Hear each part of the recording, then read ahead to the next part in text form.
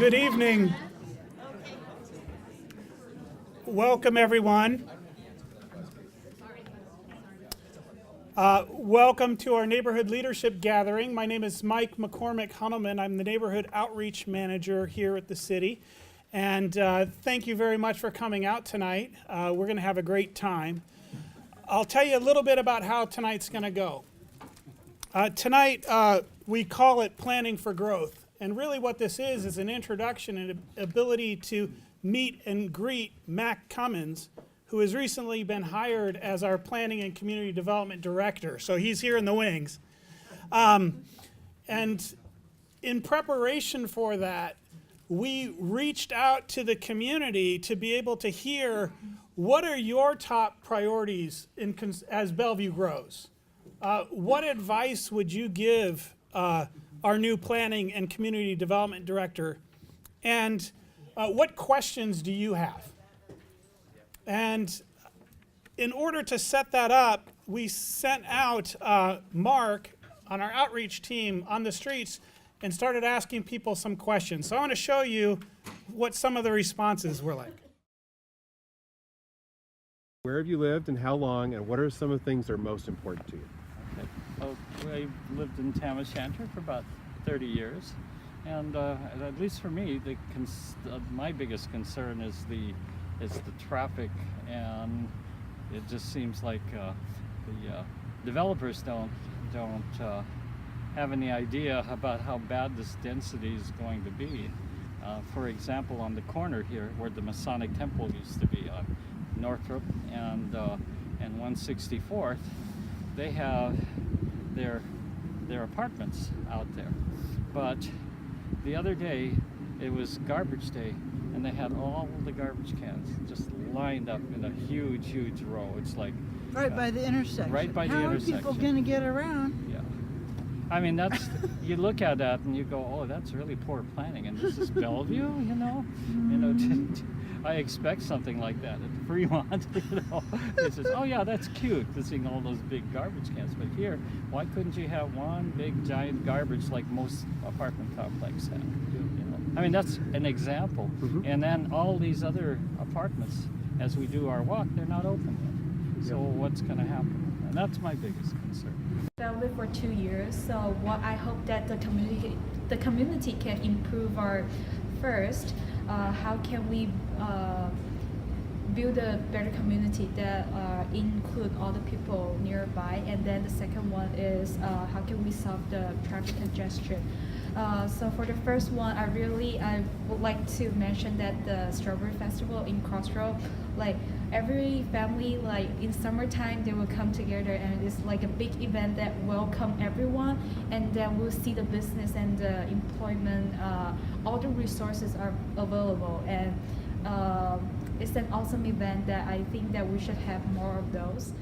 And then for the traffic congestion, so as a student, we look forward, like have some alarm or message sending out from like the day before, like letting me know that there's gonna be something under construction, so I can avoid that and probably leave earlier to prevent me being late for work and school. So I think that would be really helpful. What are some things that are really important to you? What do you care about for the city of Bellevue? Well, I think that too many apartments are going up, and that will cause a lot of traffic jams. What would be some of the things that you would ask about, that you would like to ask some of the folks that make some of those decisions? Understand, how did the city council give the permission to build so many apartments within this area? Well, I have two questions really. You know, one is about the transportation and what are they going to do to help people get around and lessen the number of cars on the road? And the other thing is about planning for very low income and homeless people. What are we going to do? And I hope that's being included in planning. I don't remember what the projects are called, but some cities have projects where they allow people to get into housing even if they have, for instance, drug problems and stuff, and then they can get the services better when they're stationed in one place. And also, our weather is so crummy here. I think it's terrible for anyone to be without shelter better than a tent or car. I was born in Bellevue. I was born in Overlake Hospital. I lived there my whole life. I would say that the most important things to me are affordable housing and probably education. Anything else that you want to say that I didn't ask you? I would say that to whoever this reaches, please remember to serve the community to the best of your abilities, to make sure that your work is wholesome and good. That's all. One of the things that you'll notice in the video and the conversation that's happening is this is a very important conversation. It's an important conversation in terms of how Bellevue is growing into the future and how we deal with all of these very complex and interrelated issues. And maybe to underscore how important it is, or to highlight that, I do want to recognize a couple of things. One, I want to recognize Mayor Chalmanak and Councilmember Stokes, who are in the room to listen to this conversation and hear what's going on. I also want to recognize our electeds from East Bellevue Community Council, Betsy Hummer and Stephanie Walters. So thank you for joining us as well.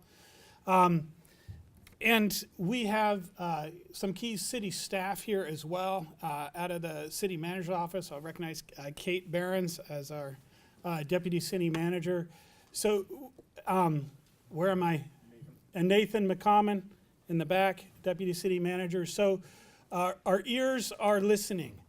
And this is really important to be able to hear both what are the priorities and concerns, what are the tensions, and what are the challenges that we face as a community as we grow.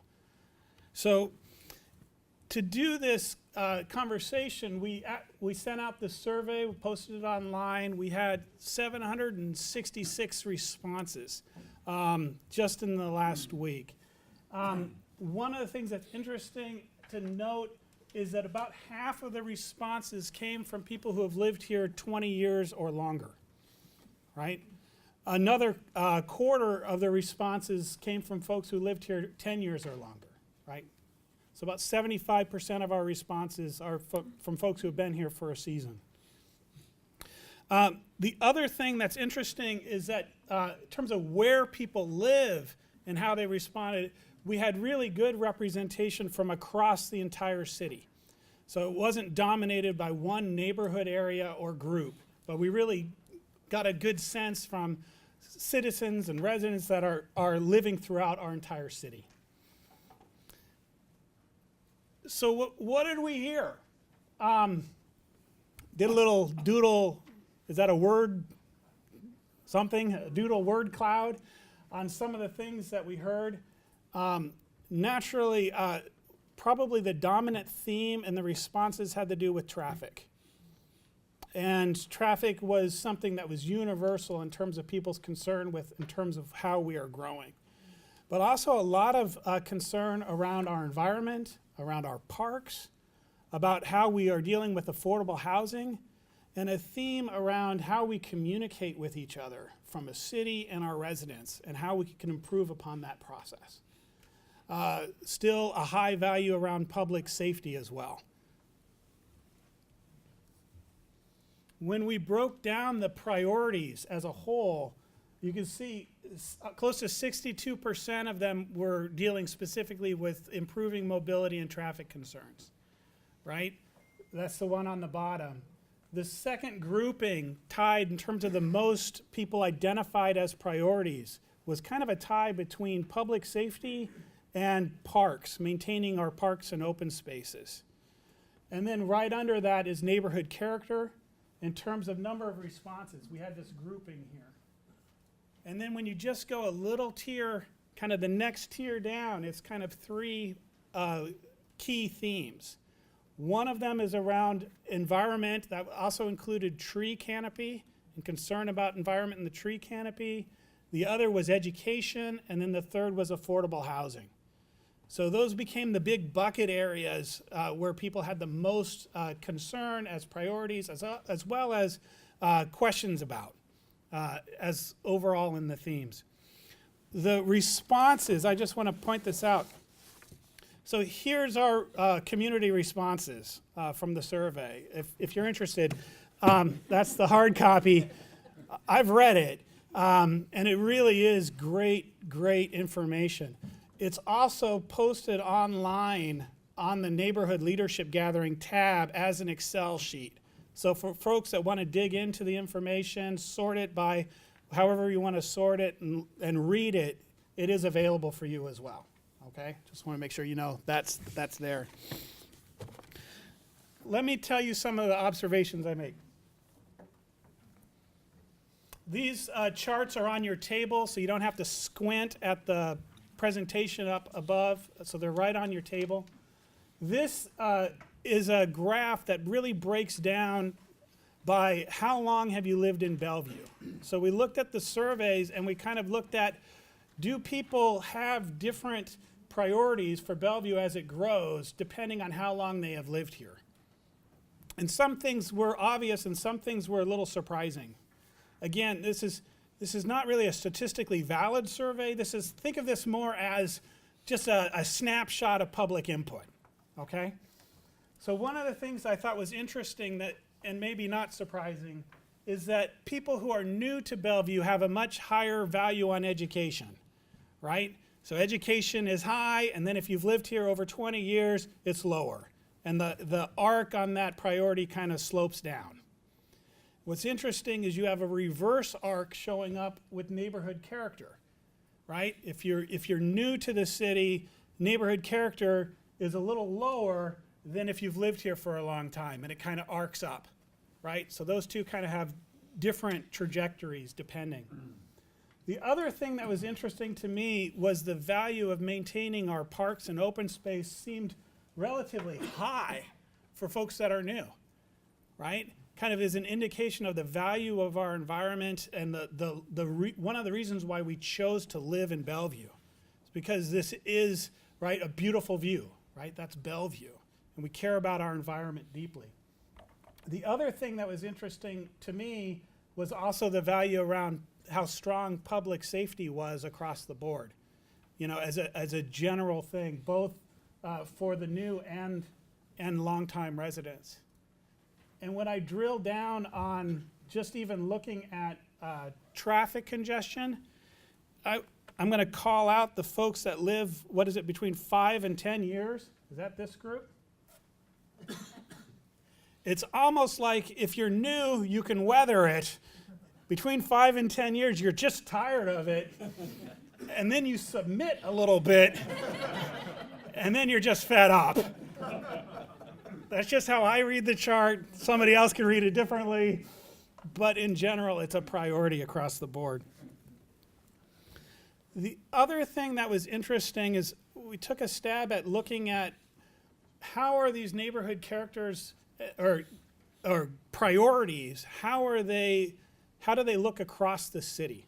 And so if you flip over to the other side, and you're not going to read this from up front, sorted the data and the information by neighborhood area to try and to determine, are there pinch points happening in different parts of the city that neighborhoods are affected differently than others? And how does that inform the priorities that we have or that we share? Again, it's, you know, the point here in terms of Bell Red being so high on affordable housing, I'm going to flag that as a little bit of an anomaly because as you can see, we only had 8 responses from Bell Red. So you're going to have to compare the charts with the weight in terms of the number of responses we received from that area, right? But it is kind of interesting. Some of the discoveries in this, environment and tree canopy we know is a priority in bridle trails. Equally a priority in Northwest Bellevue and now in Northeast Bellevue, Crossroads, and Lake Hills, right? So that tells us something. We know that maintaining parks and open spaces has a really high value in Wilburton and Cougar Mountain. right? So different parts of the city in terms of how they understand their relationship to their parks and open spaces. And when we're talking about the influence on neighborhood character, the areas that popped, right, were West Bellevue, that includes Anatai, Woodridge, I believe Newport and Newport Hills, as well as Bridle Trails, all sort of leading in terms of priority around preserving and maintaining neighborhood character, right? So there's a lot of information that is here, a lot of information in the surveys, but it kind of gives a little bit of things to look at and kind of flag, and and maybe even ask more questions to do more some discovery of what's going on in our neighborhoods and what can we learn about that. We asked the community for advice. What advice would you give Mac as the new director of community development? And here are some, we had hundreds of pieces of advice. Can you imagine people had a lot to say? Here's a sample. Please find ways for people who are not rich to be able to live in Bellevue. We need service workers as well as senior vice presidents. And also, please do not allow more development unless the traffic increase is well accommodated. If you've not already done so, spend time in the neighborhoods. Early mornings, during commute times, and later in the day when folks are heading home. Walk them. Bring your team. Include a member of the community. No doubt the needs and wants for each neighborhood are and will be different. That's what gives Bellevue character and diversity. There are too many people with too few roads and too few parking spaces. More neighborhood places within walking distance. Small restaurants, wine bars, things like that. But mostly, look with a new eye to actual traffic and where the roads and parking can be expanded. We also heard other themes like transparency is critical. Residents want information, and most importantly, they want input and their voices to be heard and considered. We're seeing the gradual destruction of city in a park due to loss of tree canopy, and we see major projects and construction destroying trees and degrading the environment. We can certainly do better. And stop permitting large apartment buildings as we do not have the infrastructure to handle them. They're ruining the livability of the city with traffic congestion, with not enough room in our schools, and straining our public safety. I like this one. Quit talking at us and talk with us. Keep our neighborhoods safe, functional, and vibrant before we end up like Seattle. So with that advice, I wanted to introduce to you Mac Cummins, our new Director of Planning and Community Development. And remember, he has been here 6 months. Please welcome Mac.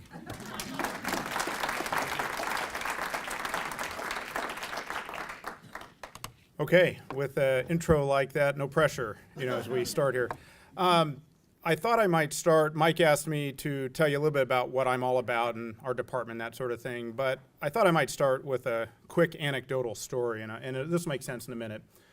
How many of you heard of a woman named, or have heard of a woman named Jane Jacobs? Good, 5 or 6 people. So Jane Jacobs is one of the most interesting people in my experience, having done this for over 20 years. And she was a woman that moved to New York City in the 1930s-ish, after having finished college, highly educated, couldn't find a job. She ended up getting a job as the secretary for the precursor to a magazine that you all now know as Architectural Digest. What made her interesting was she decided during her lunch break every single day to hop on the subway and go out to a different neighborhood of New York City. She just found the city to be absolutely fascinating. And she sat there and she just watched what happened and how people interacted with each other and what the development looked like and what was good and what was bad. If you fast forward to the mid-1950s and think about what New York City looked like, and there's the advent of the automobile and suburbanization is starting to occur, there's a very, very powerful man in New York City by the name of Robert Moses. And Robert Moses decides that the wave of the future is the automobile and getting people into Manhattan by automobile. And at that point in time, Miss Jacobs lived in Greenwich Village, one of the most charming neighborhoods in all of New York City. And Robert Moses decided the wave of the future, on behalf of everyone, by the way, was to bring an expressway straight across the river, straight into Lower Manhattan, blow out what you now know as the arch, where Fifth Avenue or Broadway comes straight into Washington Square Park, take an expressway straight through the park, straight through Greenwich Village, and basically destroy the neighborhood. And as you might imagine, Ms. Jacobs did not think that was the best idea. So Mr. Moses rather famously stands on the steps of New York City Hall and says, "We're not going to let a housewife stand in the way of progress."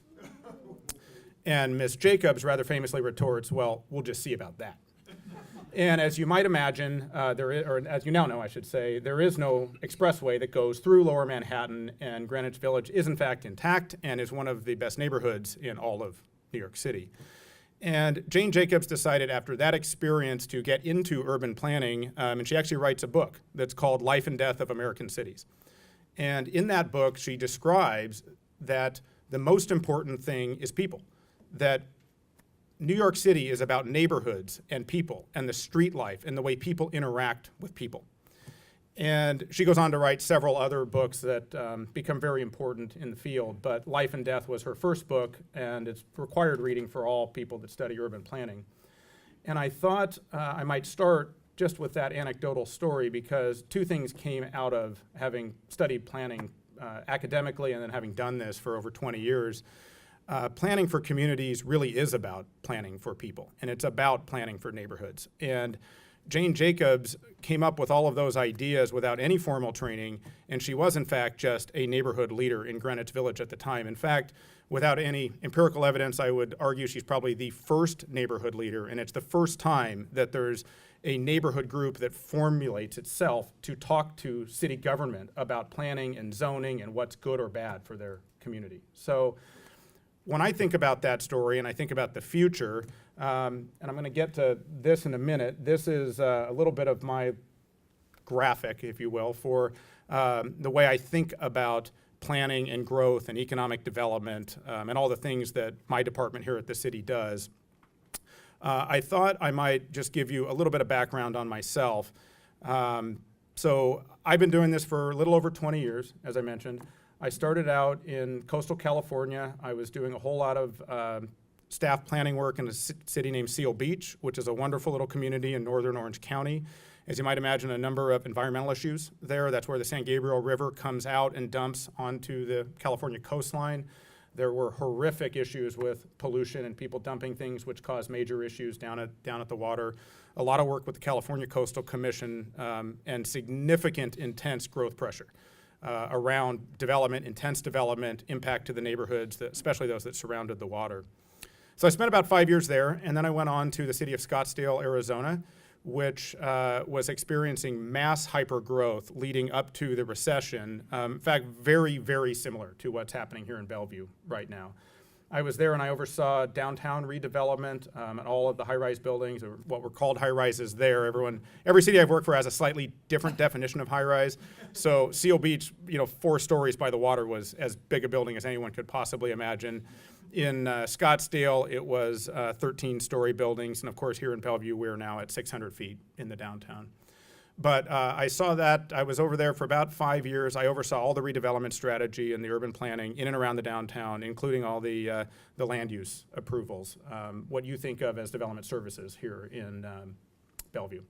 And then the last 9+ years-ish, I was in city of Westminster in Colorado, which is a city roughly the same size as Bellevue. It didn't develop quite the same way as here, but interesting. We had the rail come through 8 years ago now, so a lot of the same issues that we are experiencing here in terms of planning and the economics around rail feels a little bit like deja vu all over again for me, having just watched the Denver line grow out and now all the actual buildings that are going up. And we are negotiating with Sound Transit here and doing a whole bunch of other things around the actual implementation of that that we had done in Denver starting 9 years ago for me. So I came last fall I have 2 children. We live in the, and married, sorry, and we live in the Cougar Mountain Lakemont neighborhood, sort of by the Town and Country Market, if anybody's familiar with that part of town. And I mention that because it was really, really important to me to be able to live in the community. And I get the affordability challenge. It's a really interesting phenomenon, even on big salaries. And I say that when I tried to move here last summer, and I was querying rental houses that were for rent for less than $4,000 a month, and I found a grand total of 8 houses in the city of Bellevue for rent for less than $4,000 a month, July last year. People tell me it's even more profound now in terms of the rental market. So we'll talk about a bunch of those things and what the city's currently doing, and if you're interested, some of my thoughts, and we'll be happy to kind of work through that. But I just wanted to give you a little bit of brief background on me. When I talk about wanting to live in the community, there's a little bit more background than that.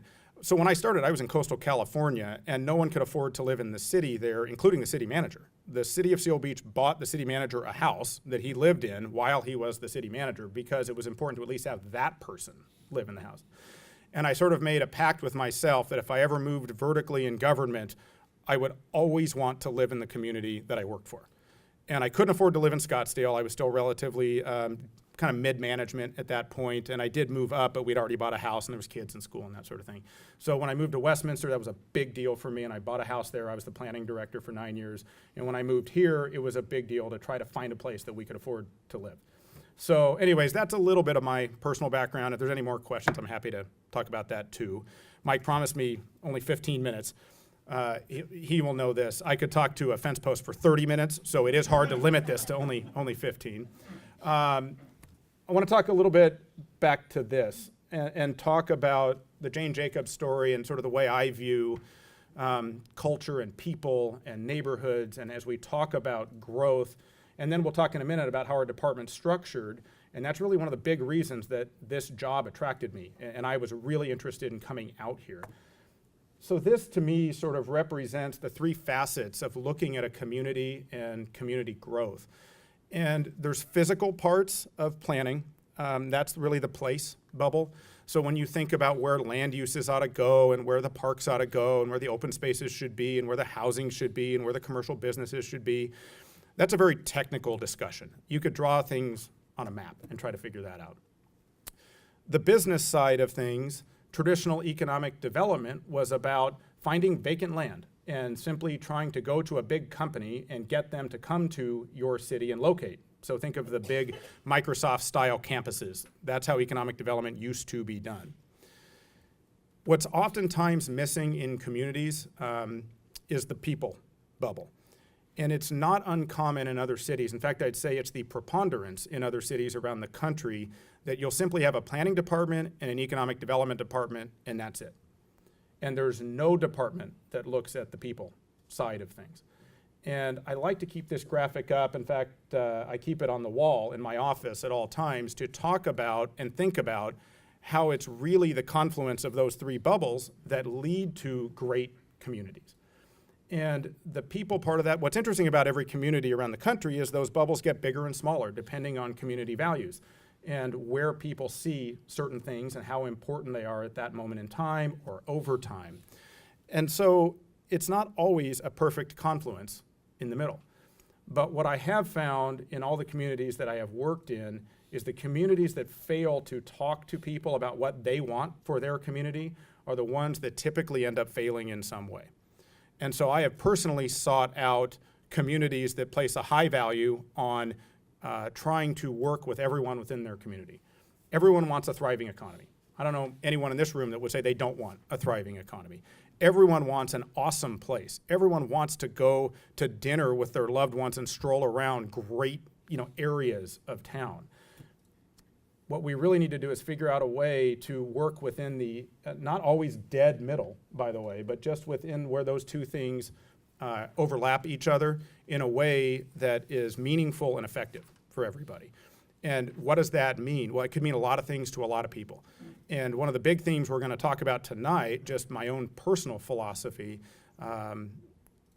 being open and having 2-way communication, which is something some of you have shared with me personally, is super, super important to me, and just a value and an ethos that I carry. So one of the things that I was actually particularly interested in and got more interested in when I interviewed for this job, there was actually a panel of community members and some developers, which was a very interesting panel to sit in at, kind of at the same time, by the way. But it certainly told me that this community places a value on thinking about how to have this kind of forum, how to talk to you all, and frankly, even how to maybe even be more effective at it. And so we're going to talk about that a little bit tonight, and then we're going to talk about kind of what the city's policies are, and certainly maybe some of my experience from around the country, having dealt with some similar issues in different cities and different states. So why don't we jump to the next slide? I thought it might be useful to talk a little bit about the Department of Planning and Community Development in this context. One of the things that I thought was really awesome, and at the same time very daunting about, by the way, this is pretty heavy, if anyone would like a hard copy here. There are a number of topical areas that are squarely within this department in terms of what we do and the advice we give our elected and appointed officials. And there are some things in this document that are not.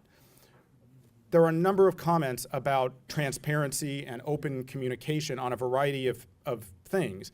And so what I took away from a bunch of this is that we need to find a way collectively as a department and as a staff to help engage in a more meaningful way that we can all understand each other. And maybe more importantly, when is the appropriate time to engage? Because there are a number of things in here that are based on decisions that were made some time ago or on things that aren't coming yet. And so the question is how to notify everyone of things that are forthcoming in the future in a way that you're all comfortable knowing what's going on, which to me is the sort of crux of the transparency issue, and when decisions are being made, who makes what decision, and how it happens. So our department is made up of 3 divisions. We have a planning division that many of you are probably used to seeing talking about planning related initiatives. That would be like the downtown livability rezoning that just happened, the Eastgate comp plan changes that just happened in the fall, and so forth. We have an economic development division that watches over the future of our economic growth. We do have a variety of programs that work through that division, including our startup business programs, our large company relocation and assistance type programs. And then just in general, I think back to the 3 circles diagram before, one of the things I'd like to place a higher emphasis on moving forward is local, unique types of businesses. I think a big part of placemaking relates to not just another big national kind of place. And there's nothing wrong. We certainly eat at those kinds of places, but I think the really interesting neighborhoods, urban neighborhoods, particularly from around the country, have a very healthy mix of smaller mom and pop kinds of places. And I'll be happy to talk tonight too about some of the economic challenges that come with that. It's not as simple as waving a magic wand, particularly with the cost of land and the cost of development in the Puget Sound region and in the Bellevue city area specifically. And so that poses its own sets of challenges because most developers actually really would like to deliver awesome local places that make them the most popular development in the city. They also find it difficult to make their financing work on occasion on that. So we'll talk more about how that works. And then the third division relates to neighborhood services, and that's the group that Mike heads up. And I know a number of you have seen him regularly, but one of the reasons we set that department, it used to be a series of functions. I sort of reorganized into those 3 divisions because I am specifically looking for the coordination of those 3 circles in a way that makes the sum worth more than the whole of its parts. And so we'll talk about a little bit more about what that looks like. And I know you all know Mike and a number of the programs from Bellevue Essentials to NEP to a whole bunch of other things. I left this slide as is. This is a slide some of you may have seen from the last neighborhood leadership group things that we did in October, which was literally right after I started. It shows environmental services and arts. And I specifically left those up. We moved arts into economic development specifically because we believe the future of economic growth is in fact in cultural growth and placemaking and not in traditional how much office space is there and how do we get it filled up. That in the future, big companies are going to want to be, and their labor is going to want to be in cool places, in cities like what we imagine Bellevue is and will be into the future. So we've specifically tied our arts and culture along with our economic development. And then we've moved environmental services or stewardship into planning for better coordination between the physical aspects of planning and the environmental stewardship work. And there were a number of comments in here about how to better protect the environment, and we think that that coordination will help add to that. And then the last thing I'll mention on this slide is affordable housing. Affordable housing is a significant thing. There's no question. It was littered throughout the survey results that you've all given me. I sort of anecdotally shared my story from last summer. It is a very pervasive issue. And so we are a member of ARCH, which is the regional collaborative relating to affordable housing. And I will be happy to talk a little bit about some of the city programs and how we participate with ARCH as we go through the evening. They actually exist, our participation in ARCH exists as a fourth division. And so we sit on the ARCH executive board, which actually makes recommendations to the city council relating to funding of projects and how to use some city contributions financially to help spur new development relating to affordable housing. All right. Can I interrupt you, Sam? Just one second. I'm going to finish up, and then I think we're going to jump to Q&A. Yep. So the next slide, I think I wanted to just put this one up. It sort of lists off a number of big initiatives that are going on. I'm not going to spend a ton of time walking through each one of these things. I left up the Downtown Livability Initiative, mostly because that was a 5-year process that just recently concluded with adoption at the City Council. It's a fairly significant undertaking that involves some changes to the city's land use code and a few other things in the downtown, which we hope will lead to the downtown being more livable. It will encourage a different architecture mix and urban form mix, as well as potentially the provision of more public space within the downtown. So it's a pretty exciting thing to have done. We are currently working on, as I mentioned, station area planning around all of the 6 light rail stations that are coming online over the next 5-6 years or so. The idea of the Grand Connection is a monumental effort. That is a city-defining type of project, and unequivocally one of the reasons I was interested in this job. The idea that you will create a grand public space in the middle of your urban fabric is the kind of thing that draws people from all over, not just local residents. So we see that as a potential source of significant pride for the community in the future. The Wilburton area and Bell Red lookbacks, and I mentioned some of the creative economy types of economic development efforts. Those are things that are ongoing that relate to reimagining some of those neighborhoods, or just looking back and seeing, like, for example, in Bell Red, that we got it right, as compared to should we have gone, in a different path. So the last thing I'll finish with, I figure there might be a question out there, sort of why Bellevue? Why Bellevue right now? I've spent 22 years now in city planning, economic development, community building. Well, first off, I can't imagine doing anything else with my life. Coming to meetings like this are actually the highlight of my day. Having an opportunity to talk to people about what they want for their community and then figuring out a way to go make it happen is maybe the most exciting part about being in government. So being community development director is all I've ever really wanted to do. So the question really would be, well, why Bellevue? And the answer for me personally is there are less than a half dozen cities in the country that have a place in the way Bellevue does right now. Economically, socially, its place geographically, which is very important to how to do development, having light rail being built and the opportunities that offers. You can literally count on one hand the number of cities that might compare to what could happen here in Bellevue over the next probably 5 to 10 years.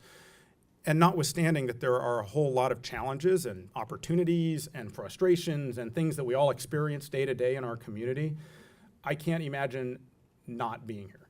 And so when the opportunity arose, I put my hat in the ring.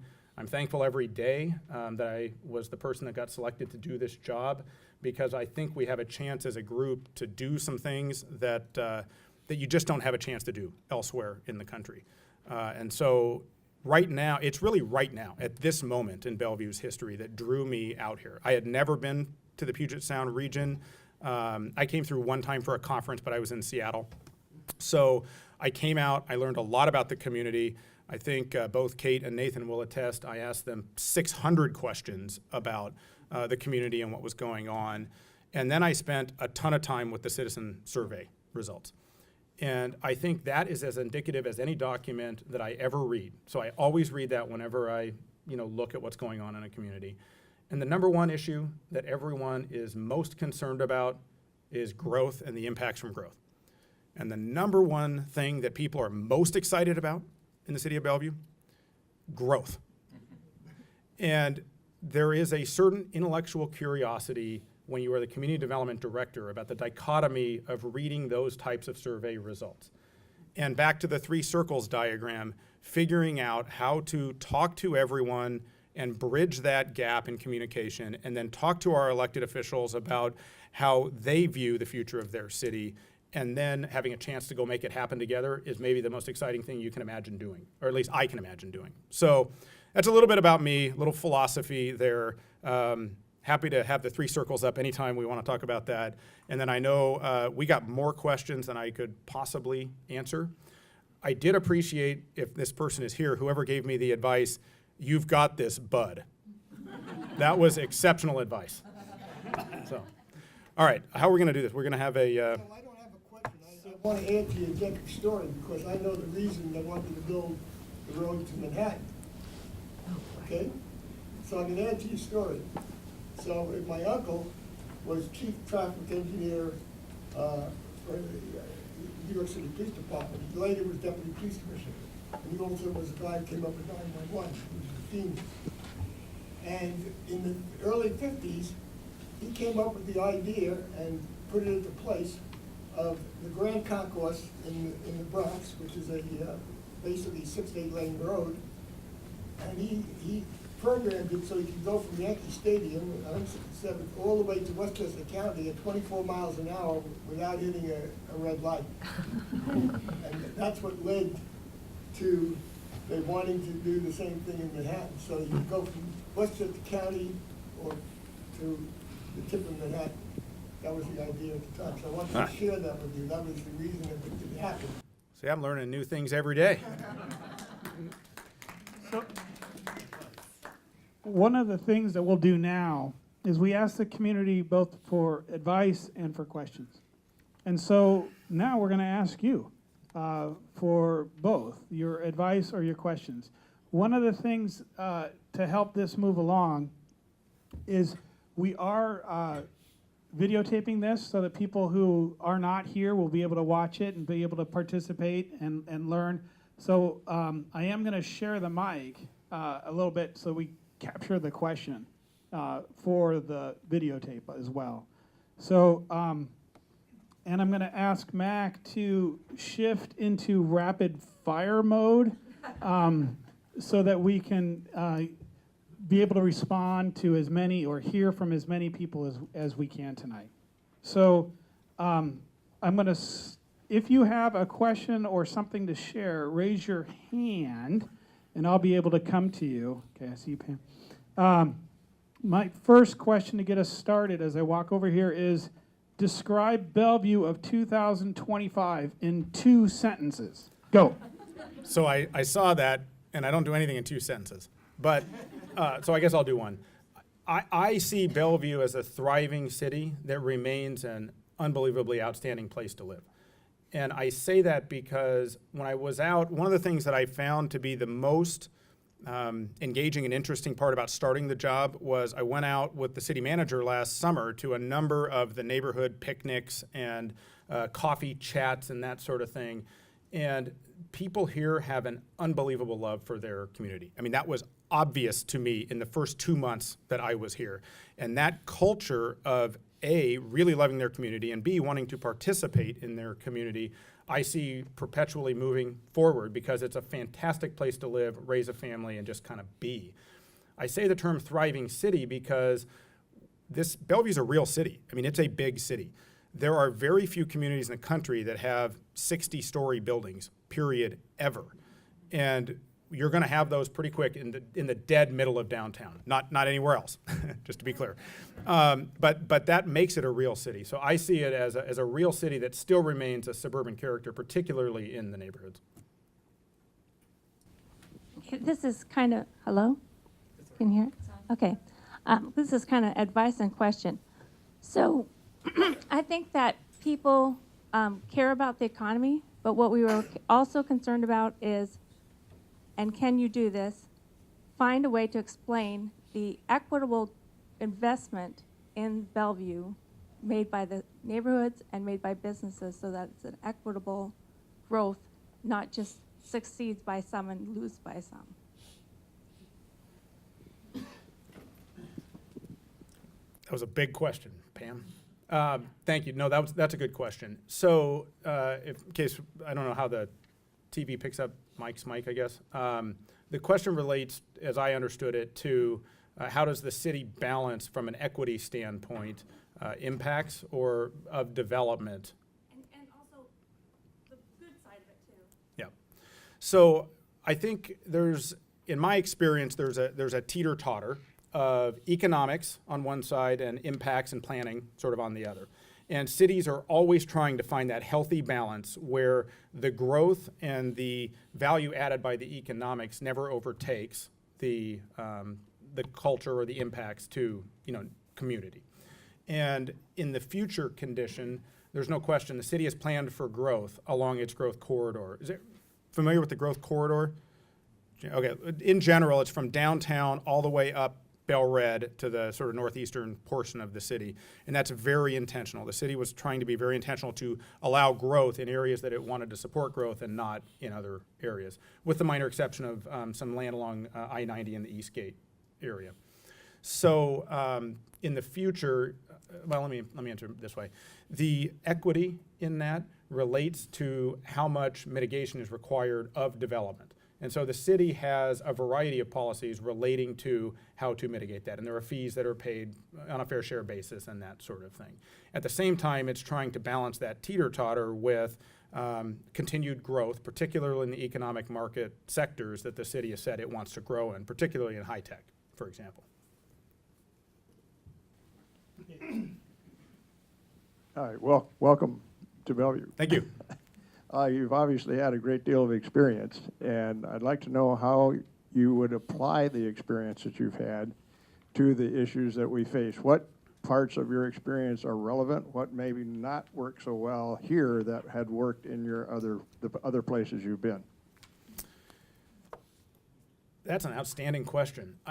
What I would say is no two communities are the same, and no two neighborhoods are the same. And I think from my perspective, having been a planning director for quite a while, the worst thing possible is for the planning director to come in and say, I've got the answers. That just is never, that's a toxic recipe. I can give you a few anecdotal stories. So when I was in coastal California, the typical lot size was 3,500 square feet. The whole lot was 3,500 square feet. I could lay down and have my feet touch one house and my head would touch another because the setbacks were slightly under 3 feet as a requirement from a property line. And so I move out to Scottsdale. That's my whole experience. I move out to Scottsdale, and a gentleman proposes subdivision from 5-acre minimum lots to 2-acre minimum lots. And the entire world came unglued. And we had 250 people at the council meeting talking about how this would ruin the quality of life. And I found that to be very anecdotally interesting because my entire experience up till that point had been in very small lot, a lot of people living really close to each other. But to them, that was an enormous change in their quality of life. And so as I've kind of moved through my career, one thing that I'm really excited about when we do this neighborhood planning exercise, each of your neighborhoods is different. And so the idea that ADUs, for example, are the skirt, like they should never happen, right? A neighborhood may decide that that's in fact the case, and another neighborhood may decide they're okay. But it's not for the planning director to say they're okay or not okay. So I think the one piece of advice that I give myself or try to remember is I have a lot of experience having dealt with a lot of these different issues, and there's a range of solutions, but the right solution is the one that comes out of a public process. If people, okay, I'm coming to you. Just a quick question. Are you going to be at the public hearing tomorrow night on Wilburton Commercial Area? I am split tomorrow night. We have a planning commission meeting here. And for those of you that the Wilburton EIS is having a public hearing on its so we do environmental disclosures, which EIS, environmental impact statement, and so the planning effort is required as part of that because there will be some impacts from the uptick in density. So I'm not sure at this point where I'm going to be. I've also got to figure out how to get my kids to multiple places tomorrow night. So I'm going to try to balance all of those things and be somewhere here at the city also.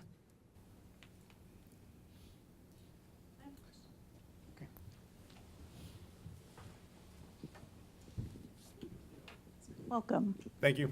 I live in the northeast part of Bellevue. Didn't realize I'm in the growth.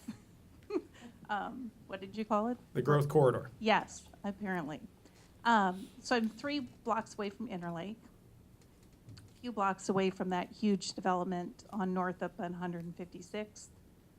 The gentleman on the video talked about the other Masonic development.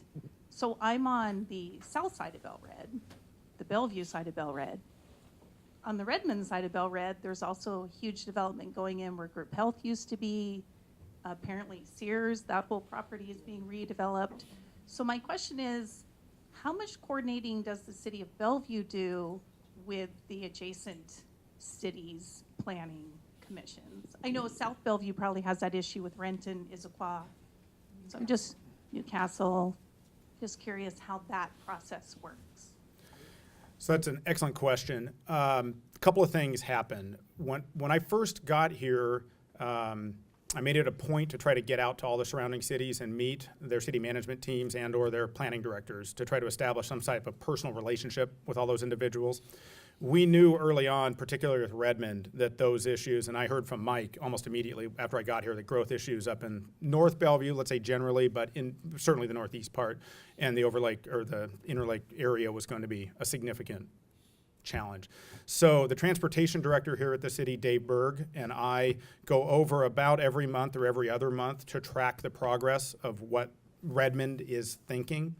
There is no joint planning committee or joint city council decision-making on those things, but to the extent we can coordinate our city transportation policies and their city transportation policies and our land use policies and their land use policies, we are now trying to make a significant effort to do that. What is being planned for the traffic in that area? I'm going to defer to Dave on that question. I do know, you mentioned Sears. We just found out today, actually, that a development proposal is in out there, but it's actually in the city of Redmond, so I don't have any details for anybody, but we will be happy to get that out to anyone that's interested. And they're calling for a public meeting, I want to say in March. The city of Redmond's going to hold a public open house on the Sears development area on 148th, I believe on March 8th. And it's on the city of Redmond's website, but we will try and shoot that out on Nextdoor as well for our residents on the surrounding area. Okay.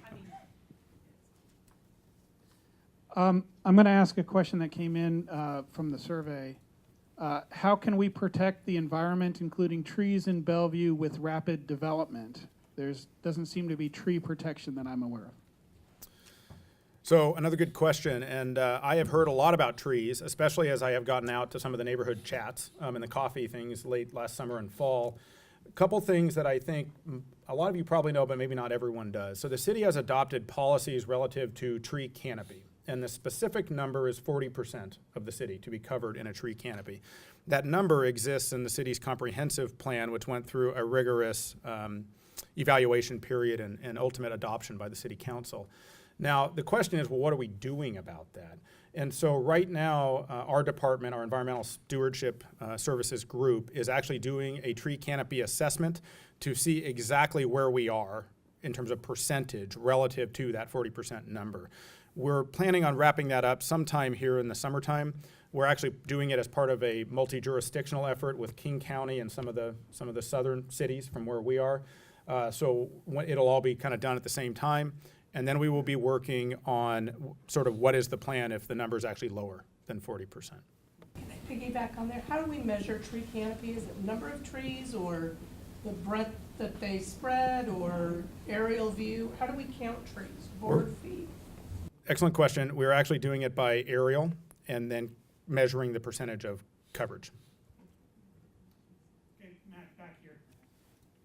Hi, so I live and work downtown, and I'm super excited about the Grand Connection. When I saw it, I thought that's amazing.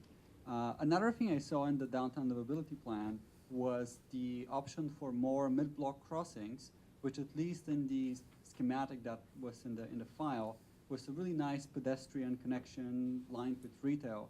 Now it seems that that's really up to developers, but there may be a huge opportunity to have a grid of these pedestrian streets, you know, crisscrossing the blocks, which sometimes today you can walk through, sometimes you can't, sometimes there's nothing, there's a wall. Is there a plan for this, and what can we do to encourage this? Because I think it will be great, and it won't take away anything from traffic flow either. It's entirely new right way.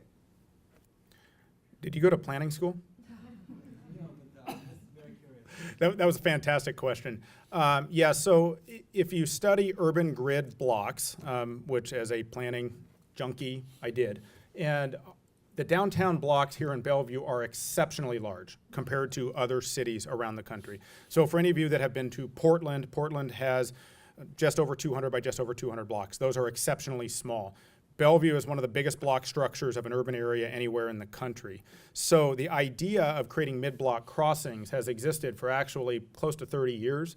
It's identified in the city's comprehensive plan in a number of different ways as trying to, and we do force this, but what you're getting at is how to activate those a little bit more. And so we have developers actually build the ability to get through those blocks. So if you imagine right across the street here where the Microsoft building is, and then there's a park, and then there's the next office building, you can actually walk through there. What we have heard from some feedback is that, just like you just mentioned, they're not as active as people would like them to be. And so yes, there's probably some discussion points there, but there are no requirements at this point to force a developer to do that.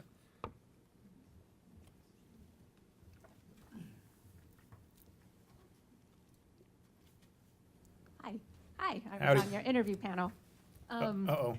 Hopefully this all sounds like what I told you. Okay. So my question is kind of, and I think it's because I have such sensitive lungs, so it's like air quality in our environment. I love our trees, but then also air quality. And so I worked in downtown Seattle, I worked in the International District, and I basically hacked my lung out basically until I came back on this side. So when we build those big skyscrapers, you know, how are we going to make sure that, you know, as our cars are going through those lanes, that we can still maintain like good air quality? Because it's, you know, it just happens with all the exhaust. So that's an excellent question. Light and airflow was one of the big downtown livability objectives, and particularly as you got much bigger. So the difference between a, call it 40-story building and a 60-story building potentially is a fairly significant height, which can then create airflow blockages. There is nothing specifically in our development requirements relating to that specific issue, but it is absolutely something that we study in our planning, and so we have some policies that relate to trying to create air quality as part of a general environmental approach, but we don't study every development as it relates to its impact to exhaust, for example. This is not a question. I want to talk about the environment and what has happened to Lake Bellevue Village in the Bell Red Road area where Wright Rentstead is building and everything. What has happened is our trees on one side were taken down by Sound Transit, and the other side they were taken down by expanding the road. And in the place we're putting up little tiny trees. I'll never live to see the trees grow up to be big trees. The thing is, our lake, we used to have about 500 to 600 ducks and geese. We have about 50 right now because the lake has become polluted. So nobody has really paid attention to that, to do it right, to destroy our place we have, which is the Lake Bellevue. Lake Bellevue is a combination of businesses, restaurants, and residents. It's unique. And we have a beautiful lake that empties into Sturtevant Stream. It's all it's being destroyed. I just wanted to mention, we didn't do it right.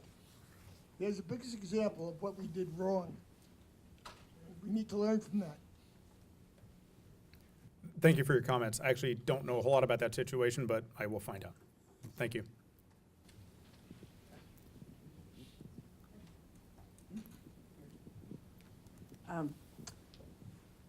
So a little bit ago, you mentioned public process, and I'd like you to describe what that looks like, and then I have another question and comment. So the question was, what does public process look like? There are a lot of different public processes.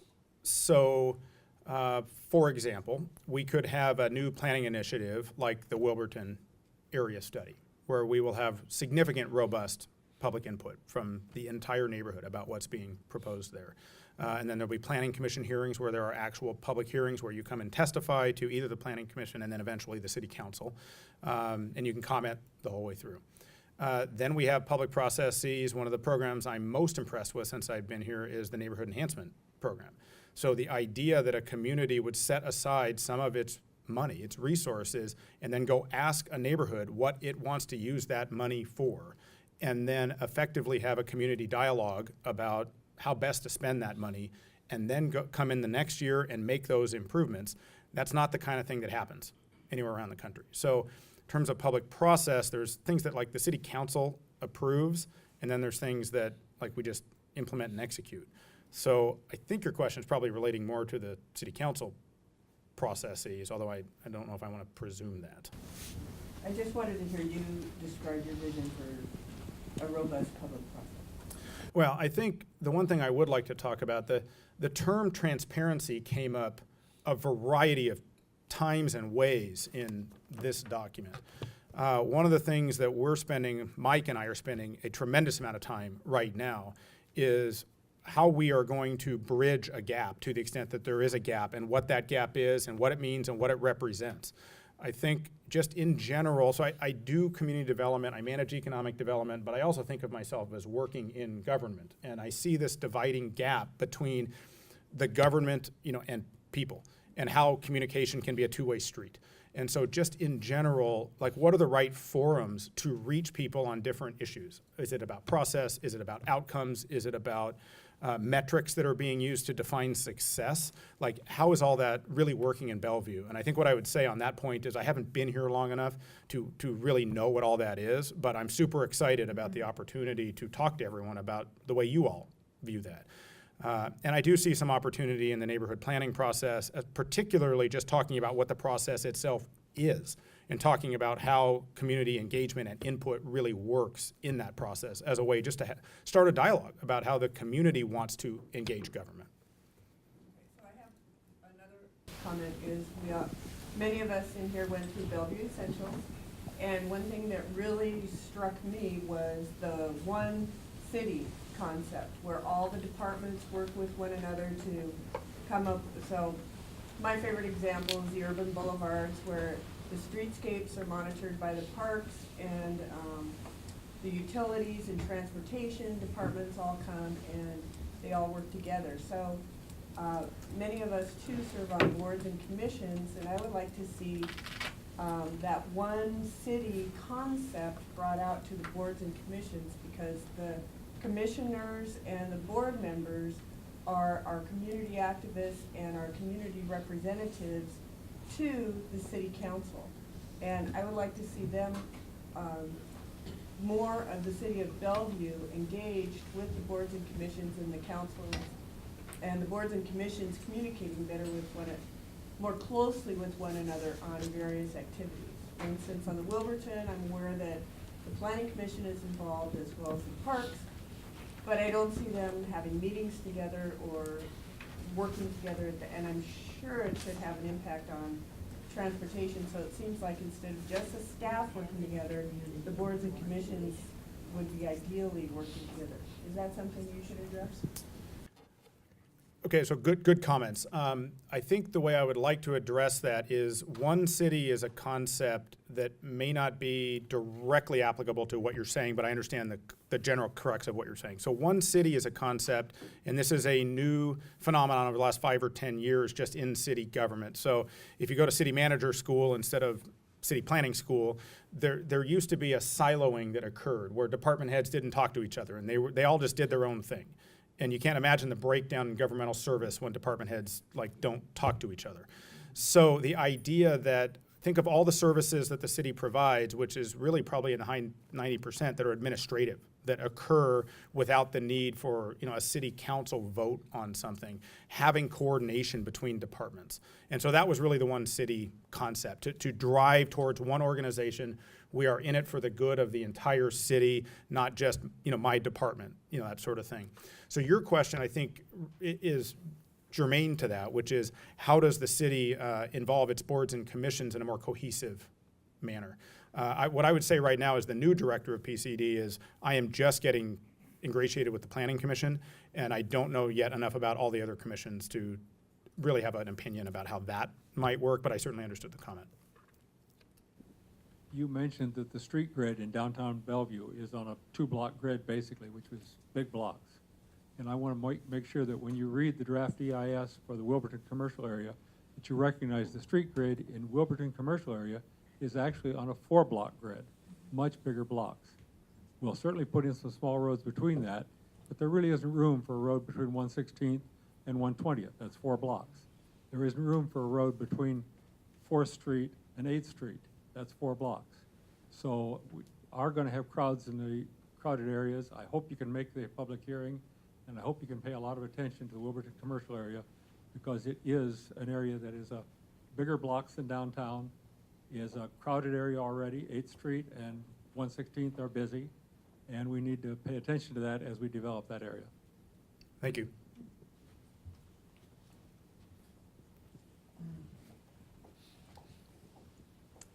Good evening and welcome to our city. Thank you. I'm going to tag on to something that Betsy said, only because some of the statistics here that came along in the identified priorities, 2 of those, public safety as well as traffic congestion, of course, don't fall under your jurisdiction, shall we say.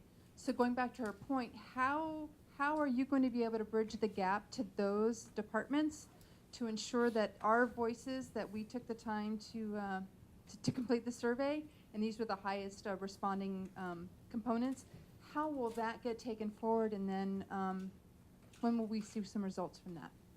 So I appreciate that question. I was actually having dinner tonight with one of our deputy city managers, Nathan McCommon, and I was actually commenting that exact point.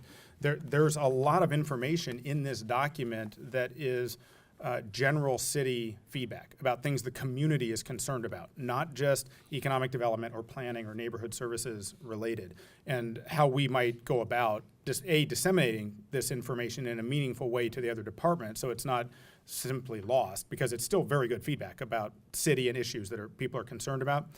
On a more practical level, the transportation director, Dave Berg, and I meet on a weekly basis to talk about things that are going on, the planning initiatives, their progress, our economic development initiatives. For example, when we find out we're going to land very big employers, what is that going to mean? Are they going to develop within the existing rules or not? Those types of things. The police chief and I meet less regularly, but we do talk on a pretty frequent basis. We see a lot, or I have seen a lot in my first 6 months here, that public safety remains a very high community value in Bellevue. So I think 2 answers to that. One is we're going to make sure that all the departments have access to everybody's survey feedback. And I think maybe the second answer is our departments talk on a really routine basis. And I say that from experience in other cities. Not all cities have the one city ethos. And that is very clear. It's very interesting as I'm going to go off script here, Mike. So, as Nextdoor allows you all to talk to each other about things that are going on that might concern you, it's very interesting now that with the digital age, city administrators and planning directors can talk to each other and find out a lot about city organizations. So, for example, if you're a planning director and you're considering a move to another city, you can find out an awful lot about how the directors and city managers interact with each other before taking that position. So hypothetically, I may have looked into those types of things to see how the team functioned, and I actually found out the team functions very, very well, which I think is a significant thing for you all, to know that your administrative leadership communicates and works very well as a team together. Okay, Jonathan, over here.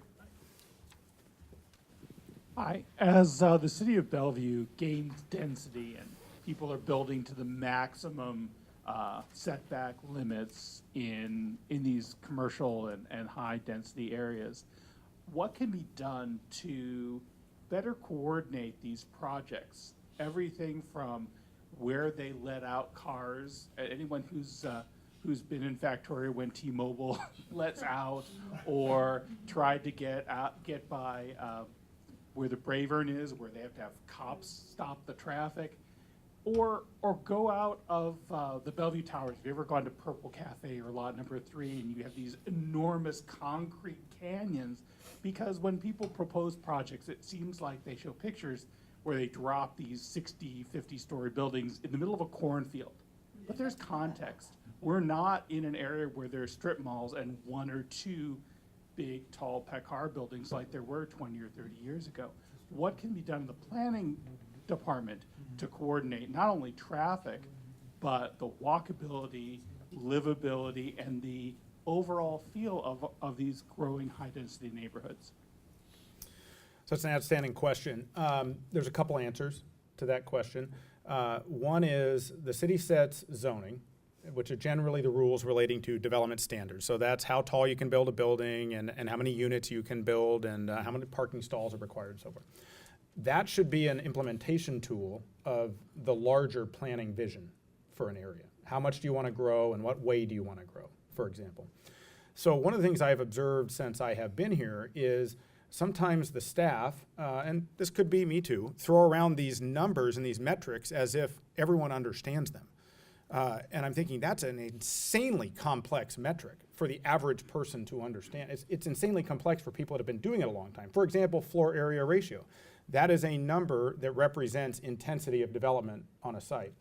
So I've been big, and I'm trying to put a bigger emphasis on graphical representation of what some of these things might mean, so that as the council's considering things and as we're having public outreach, I'm big on a picture speaks 1,000 words. So I'm looking at, is there a way to build physical models or digital models or some way to communicate in a way that people really understand when they're coming down to comment on something that's being proposed, they really understand what they're commenting on. Like that's okay or not okay. That's too intense, it's not intense enough, or whatever the comments may be. To answer your question more specifically relating to things that are going up now, you're right. They're complying with the city's zoning standards. And those zoning standards in many situations were put in place many years ago. And the development markets are paying maximum prices for land. Just as a quick survey, anybody have any idea what land in downtown Bellevue is worth? So land in downtown Bellevue is now worth $25 million an acre, assuming you were going to tear the building down. Land value alone. So if you imagine buying a couple of acres in downtown Bellevue, you're talking about a 9-figure investment in land alone, not construction costs.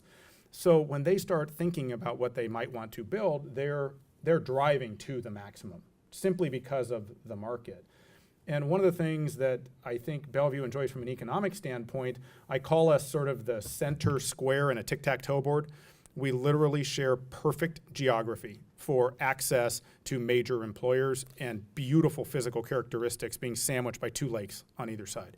So when you share difficulty of getting in and out of the city from a transportation standpoint and exceptionally close proximity to major employers, that drives up land value. The city is so desirable that you're likely to see developers for some period of time want to try to max out. What are your top priorities, say short-term priorities for Bellevue right now? So two answers to this. One is the council sets vision and priorities for the city going forward. Our job, of course, is to give them advice on those things. And when I look at a community development department and I read this type of document, and we're having this type of forum tonight, and then I think about the economic forces and the business community, we have this sort of confluence of interests that are all sort of converging all at the same time right down, on these issues. So I have a couple of short-term things. One is to try to figure out exactly what the public engagement process needs to look like to try to address some of the themes that I find in here. I just think that's a matter of community building that should be at the top of the list.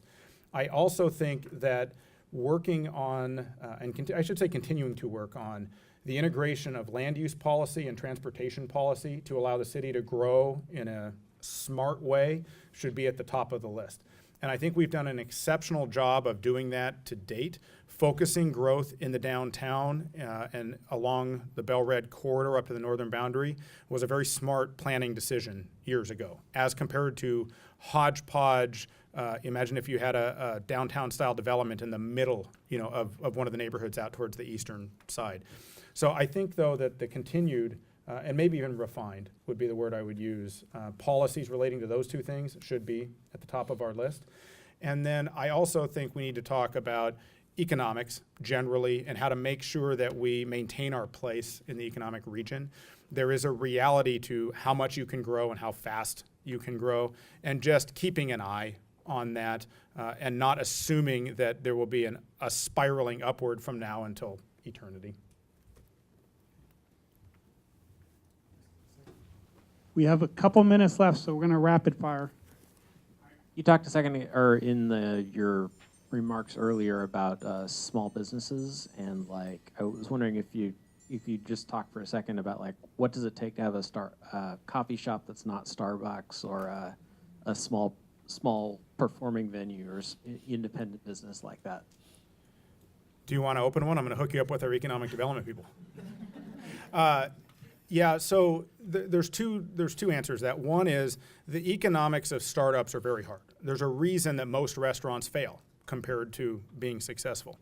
And when you have development costs and land costs along the lines of what I just described, you have developers who, from a business standpoint, want to rent to someone who they are confident is going to stay there and they can continue to make money, AKA very difficult to get the local person in.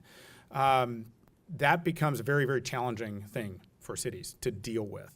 And yet at the same time, all communities say, and even the developers themselves would say, we want more of that because it makes us more unique. So the business side of that I'm still working through, but the encouragement side and trying to connect people that maybe they've owned their building for quite a while, so they have lower land basis in terms of cost that they've sunk into the land. We need to find a way to marry those owners around the city with credit tenants that they could lease to. And I think areas like Old Main, which I spend a ton of time on right now, I like strolling down there. And just in general, I guess this is a shameless plug, I love the burger place and all the local food and the local craft beer. So I think if Bellevue develops more of those kinds of places, it's going to solidify, it's back to the three circles, the place part of that, which then encourages especially younger labor force to want to live and work here. Yeah, my name is Warren Halverson, and I just say that we welcome you. Thank you. We welcome you, and I hope you've appreciated as you've gone out into the communities how diverse they really are. From bridle trails where you have 30,000 square foot lots with horses, to Somerset where you have great views, to Newport Shores where you got water, Lake Hills. Very, very different communities, and yet they're changing within themselves too.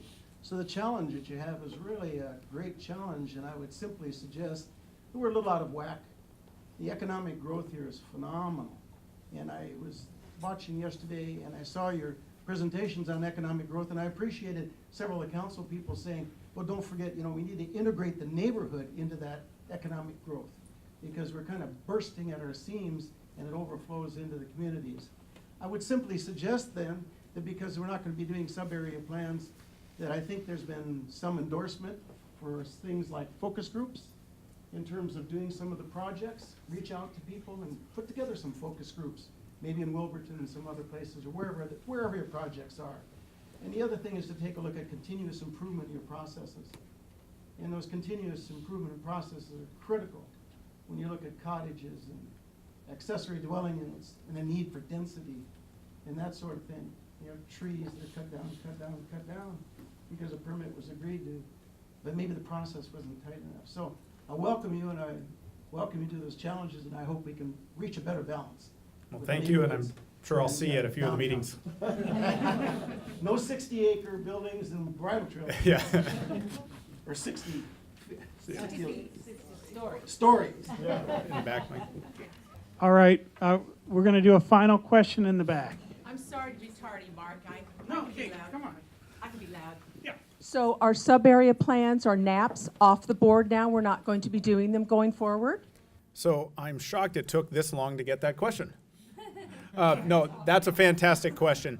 So I was at the neighborhood gathering in October, and I told you all that we were working on neighborhood planning, and we absolutely are. We are actually looking for a time to get on the council agenda. I'll say ASAP, but realistically sometime in the next quarter or so. And our idea is to talk to the city council and then have some public input from a group like this, or focus groups has been one suggestion, but some other type of thing. So the city is not going to be launching on neighborhood area planning without significant input in multiple forums. And so we're ready to start talking about that. And there's a lot of things that are moving expeditiously in front of the city council right now. And so just from an overall bandwidth, we are looking to when can this occur along with, all those other things.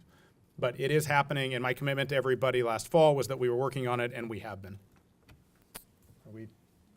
So I'm actually going to close out. Can we thank Mac for his time?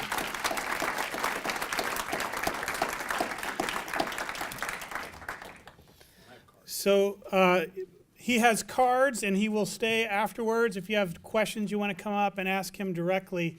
I wanted to give a couple plugs. This is on the information table that's in the back. We have a couple of upcoming events.